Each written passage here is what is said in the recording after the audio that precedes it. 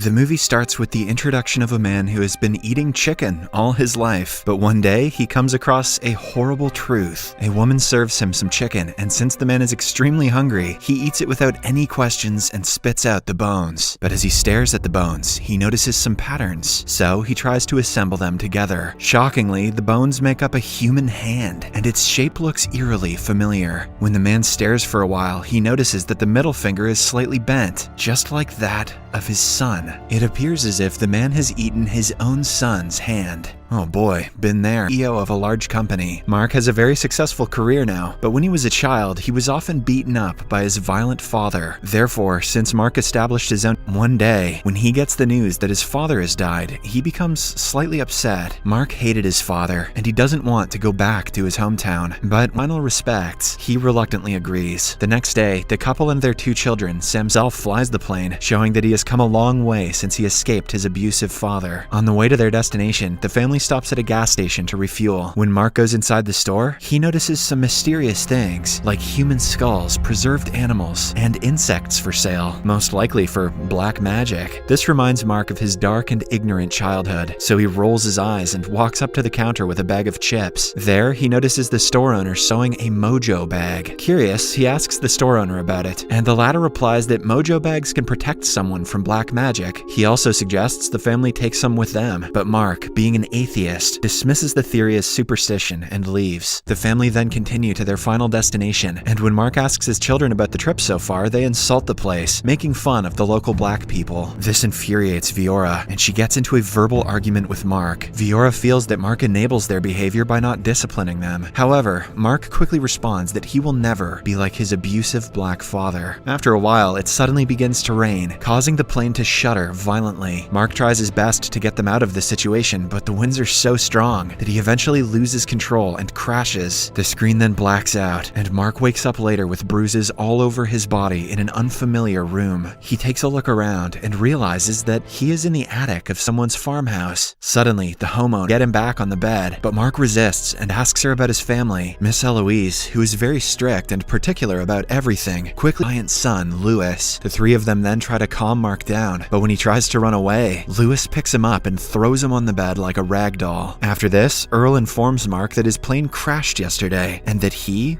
was alone. Expectedly, Mark refuses to believe that and continues to insist on finding his family. He again tries to escape, but just then, Miss Eloise blows a strange powder over his face, which makes him fall asleep. This implies that the family is not an ordinary one, and they possess some magical powers. Either that, or ketamine. Later, Miss Eloise is seen making Mark's voodoo doll, which she refers to as a boogity doll. She explains that she wants to nurse Mark back to health using this doll. After finishing up, she places the boogity doll by the window and secures the window with a white powder to keep the devil away. After she leaves, Mark starts looking for a way to escape. He realizes that the door is locked, so he sneaks out of the window and onto the roof. He then jumps from one roof to another as it rains heavily. He eventually reaches the barn, where Miss Eloise has gathered with several other villagers. Here, it is revealed that Miss Eloise is a healer who uses her voodoo powers to cure people of their sickness. After a while, the ceremony commences, and Earl informs everyone that today, his wife, Miss Eloise, is going to use animal parts for her root work, but on the day of the blood moon, she is going to do something much bigger. Then the treatment begins. Earl cuts a cat's tongue and puts it in Miss Eloise's mute patient's boogity doll. She then reads some spells, and shockingly, the mute patient starts speaking. As the crowd erupts in cheers, Mark watches it all unfold from a large peephole on the roof. Following this, Eloise moves a goat's eyes in Julius's eye sockets,